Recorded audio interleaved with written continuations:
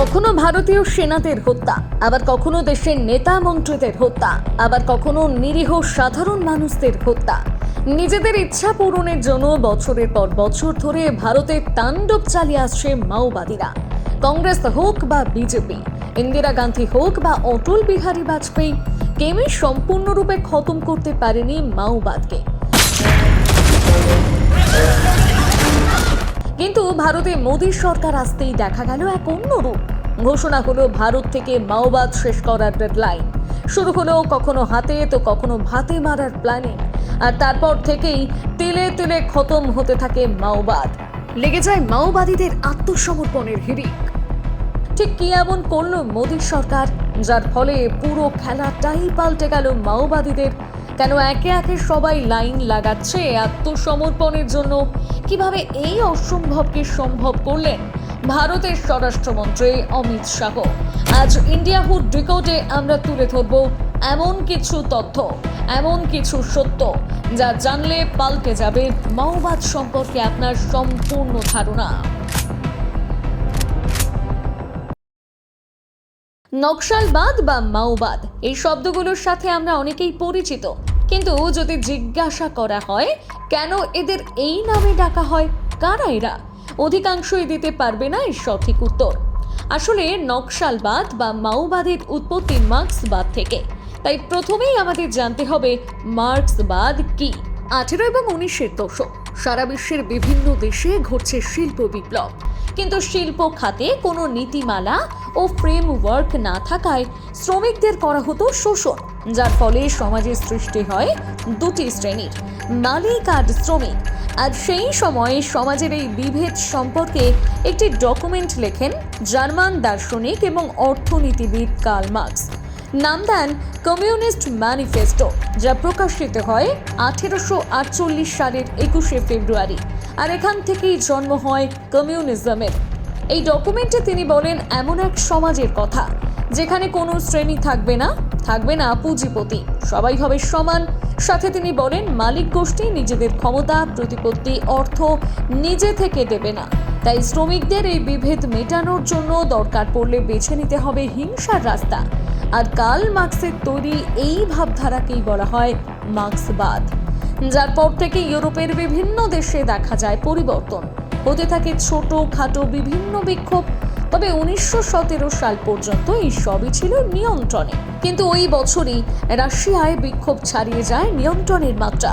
কমিউনিজমকে ভিত্তি করে Vladimir Lenin নামের একজন ব্যক্তি শ্রমিক এবং কৃষকদের নিয়ে রাজার বিরুদ্ধে শুরু করেন বিদ্রোহ। অবশেষে রাজা নত হয়, আর কমিউনিজমকে ভিত্তি করে সারা বিশ্বের মধ্যে রাশিয়ায় প্রথম গঠিত হয় কমিউনিস্ট সরকার। আর রাশিয়ার নতুন নাম হয় ইউএসএসআর, অর্থাৎ ইউনিয়ন অফ সোভিয়েত সোশ্যালিস্ট রিপাবলিকস। এবার জানাবো ভারতে কিভাবে প্রভাব বিস্তার করলো মার্ক্সবাদ বা কমিউনিজম। জানলে অবাক হবেন, এক বাঙালির নেতৃত্বে ভারতে শুরু হয়েছিল মার্ক্সবাদ। বিশ্বের বিভিন্ন দেশ যখন ধীরে ধীরে কার্ল মার্ক্সের ভাবধারায় উদ্বুদ্ধ হচ্ছে, ঠিক তখনই ভারতের একজন বাঙালি থিঙ্কার এম.এন. রায় এর ভাবধারায় উদ্বুদ্ধ হন। ফ্যান হয়ে ওঠেন রাশিয়ায় লেনিনের বিপ্লবে। তিনি কয়েকজনকে নিয়ে যাত্রা করেন ইউএসএসআর-এ। আর 1920 সালে 17 অক্টোবর সেখান থেকে লঞ্চে করে কমিউনিস্ট পার্টি অফ ইন্ডিয়া অর্থাৎ সিপিআই। পরবর্তীকালে তাদের মধ্যে কয়েকজন ফিরে আসেন এবং ভারতের মধ্যে এই ভাবধারা ছড়িয়ে দিতে থাকে। আর 1925 সালের 26শে ডিসেম্বর ভারতের উত্তরপ্রদেশের কানপুরে অনুষ্ঠিত হওয়া কানপুর কনফারেন্সে ভারতের মধ্যে আনুষ্ঠানিকভাবে শুরু করা হয় কমিউনিস্ট পার্টি অফ ইন্ডিয়া। এদের মূল উদ্দেশ্যই ছিল সশস্ত্র বিপ্লবের মাধ্যমে জমিদারি প্রথার অবসান ঘটানো এবং সমাজের শ্রেণীভাগ মেটানো। তবে জমিদারদের আগেই এদের পথের কাঁটা হয়ে দাঁড়ায় ব্রিটিশরা। এই পার্টিকে করে দেওয়া হয় ব্যান। এদের বিপ্লব সফল না হওয়ার আরেকটি কারণ ছিল দেশভাগ। কারণ পার্টি যেখানে যেখানে বিপ্লব শুরু করেছিল, স্বাধীনতার পরে সেই জায়গাগুলো পূর্ব পাকিস্তানে চলে যায়, যার পরে এরা স্বাধীনতাকেও মানতে অস্বীকার করে, সরকারকেও শোষকের আখ্যা দেয়। এরপর সালটা 1949। ভারত ব্যর্থ হলেও প্রতিবেশী দেশ চীন শুরু করে রাশিয়া স্টাইলে বিদ্রোহ। নেতৃত্ব দেন মাও জেদং। আর 1 অক্টোবর চীনে গঠিত হয় কমিউনিস্ট সরকার। এই বিদ্রোহের ফলে চীন থেকে শেষ হয়ে যায় জমিদারি প্রথা, মালিক শ্রেণীর অস্তিত্ব, যা দেখে আরো মরিয়া হয়ে ওঠে ভারতের সিপিআই সদস্যরা।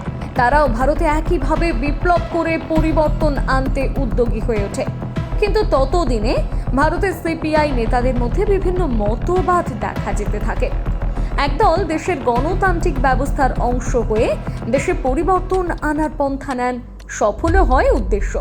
1951 সালে নির্বাচনে দেশের দ্বিতীয় সর্বোচ্চ আসন পেয়ে মূল বিরোধী দল হিসেবে আত্মপ্রকাশ করে সিপিআই। 1957 সালে কেরালার বিধানসভা নির্বাচনেও জিতে যায় তারা। দলের অনেকেই এর বিরোধিতা করে এবং সিপিআই ছেড়ে বেরিয়ে 1964 সালের 7 নভেম্বর তৈরি করেন নতুন দল সিপিআইএম, অর্থাৎ communist party of India Marxist. কিন্তু এই দলের আরও কিছু সদস্যের মাথায় এখনো পর্যন্ত ঘুরছিল সশস্ত্র আন্দোলনের জেদ।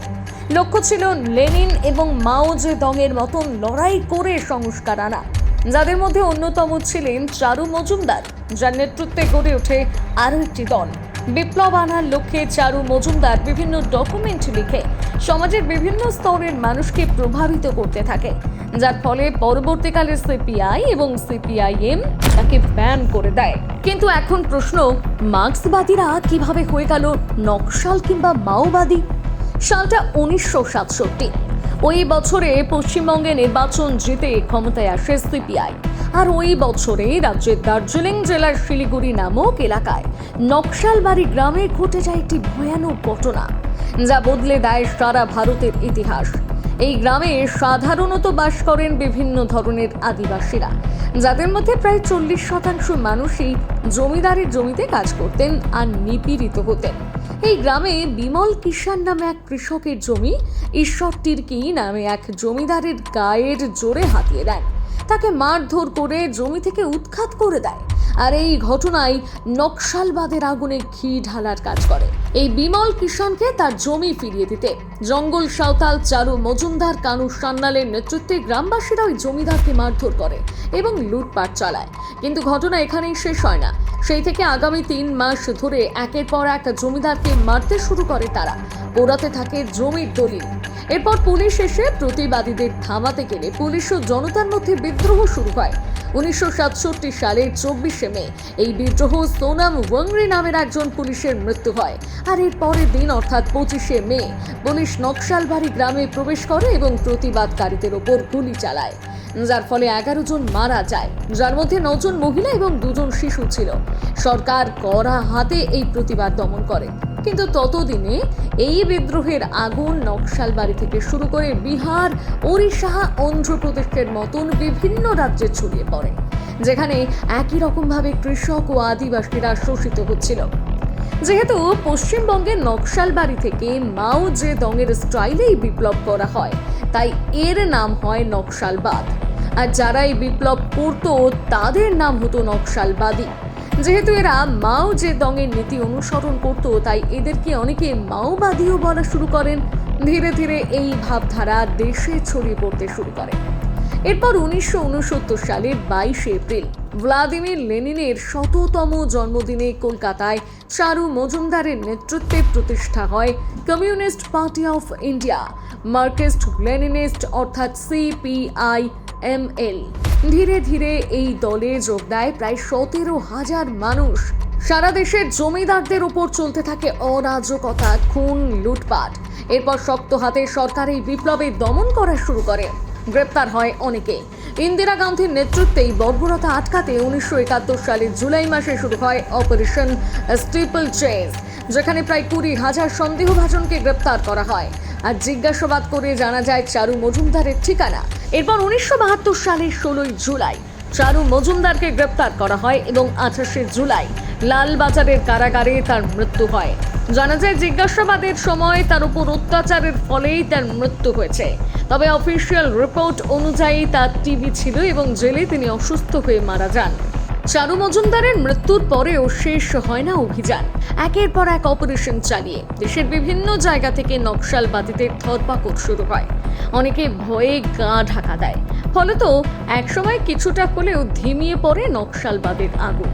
কিন্তু 1977 সালে সেই আগুনে ফের ঘি ঢালার কাজ করে বিজেপি।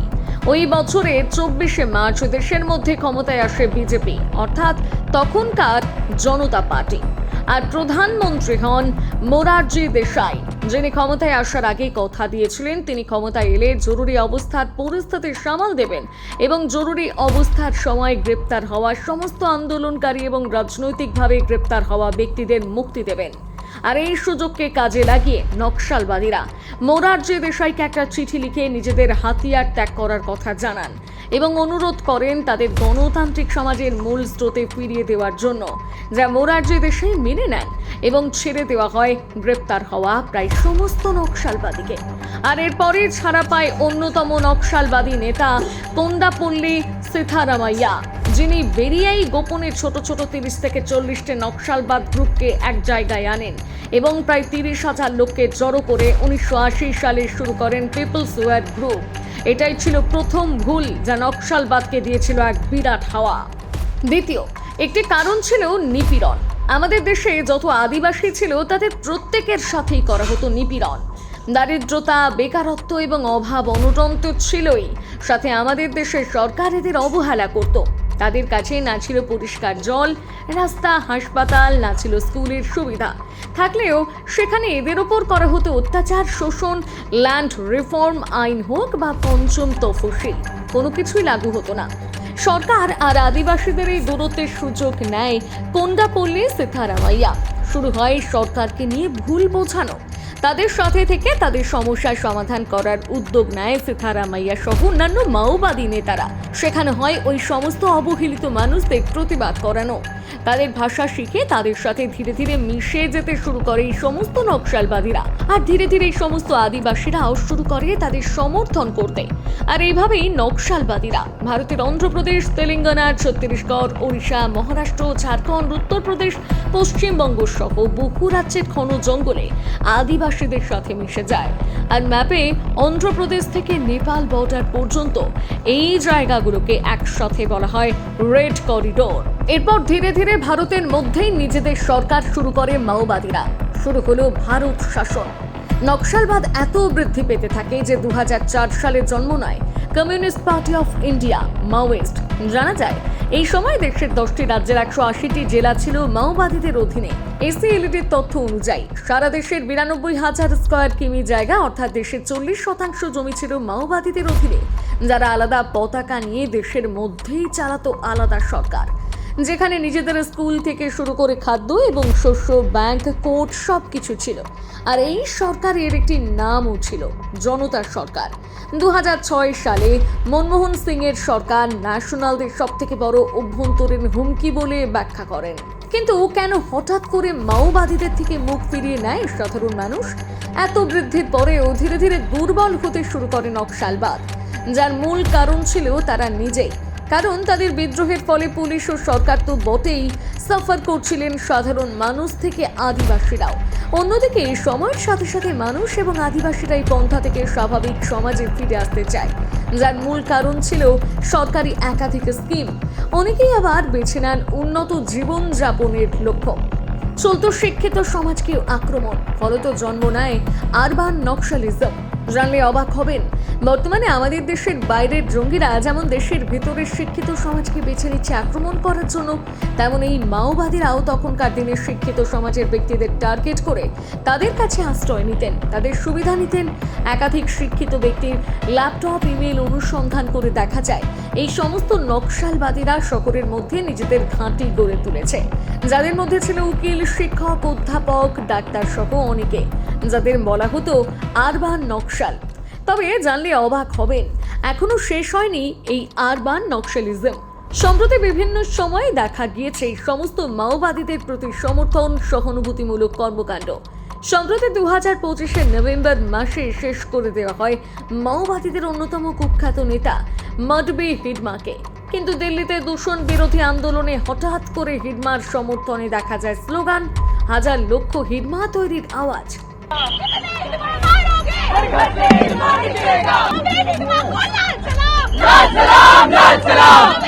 অন্যদিকে কলকাতার যাদবপুর বিশ্ববিদ্যালয়ের বিবেকানন্দ অডিটোরিয়ামে রেভলিউশনারি স্টুডেন্ট ফ্রন্টের একটি সম্মেলন হয়।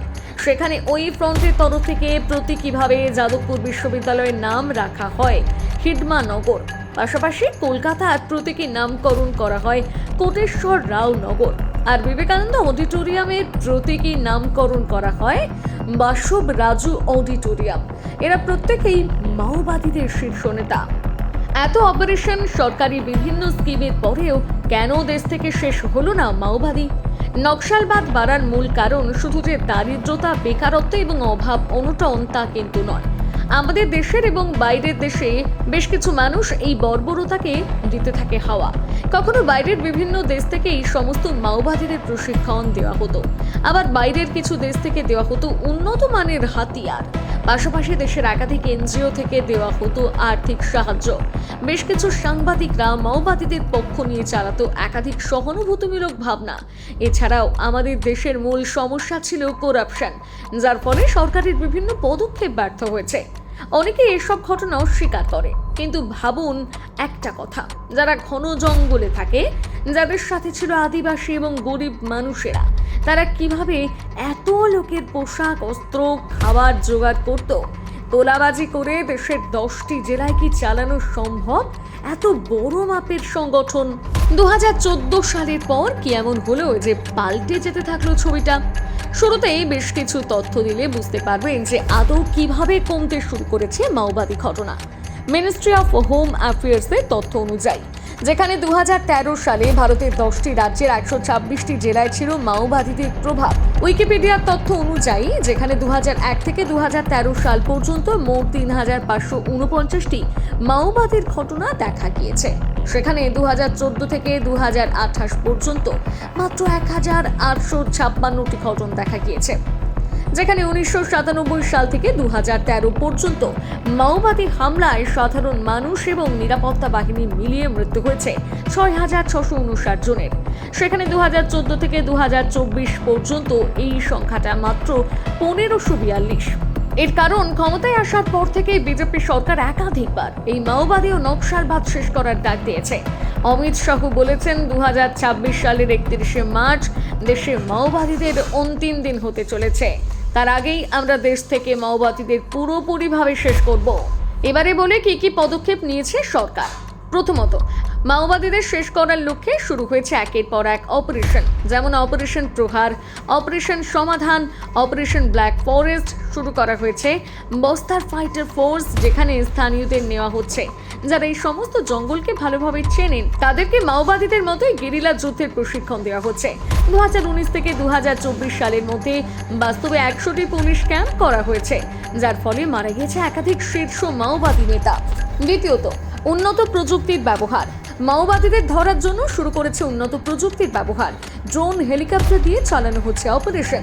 আগে যে সমস্ত জঙ্গলের ম্যাপ থাকতো না নিরাপত্তা বাহিনীর কাছে, এখন স্যাটেলাইট সিস্টেম ব্যবহার করে সেই সমস্ত জঙ্গলের ম্যাপ তৈরি করছে সরকার, বসাচ্ছে মোবাইল নেটওয়ার্ক। তৃতীয়ত, ফান্ডিং আটকে দেওয়া। কেন্দ্রীয় সরকার FCRA আইনকে সঠিকভাবে ব্যবহার করা শুরু করে, যার ফলে সমস্ত এনজিওর আর্থিক গতিবিধির উপর রাখা হয় কড়া নজরদারি। ফলত ধীরে ধীরে আটকে যায় মাওবাদীদের ফান্ডিং। এছাড়াও 2016 সালের নোটবন্দির ফলেও এক বড় সড় ঝটকা খায় মাওবাদীদের ফান্ডিং। চতুর্থত, সাধারণ মানুষের সাথে যোগাযোগ বৃদ্ধি। আগের বিভিন্ন সরকারের বিপরীতে এই সরকার সাধারণ মানুষের কাছে আসা শুরু করে, এই সমস্ত মানুষের সাথে যোগাযোগ রাখা শুরু করে। বিভিন্ন প্রত্যন্ত গ্রামের প্রাথমিক চাহিদা, যেমন জল, বিদ্যুৎ, স্কুলের মতন বিভিন্ন সুবিধা উপলব্ধ করানো হচ্ছে। দেওয়া হচ্ছে কাজের জন্য প্রশিক্ষণ, তৈরি হচ্ছে বড় বড় রাস্তা, একাধিক সুযোগ সুবিধা।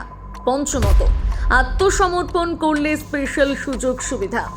কখনো হাতে আবার কখনো ভাতে মেরে এক প্রকার নিরুপায় করে দেওয়া হচ্ছে মাওবাদীদের, যে কারণে তারা বাধ্য হচ্ছে আত্মসমর্পণ করতে।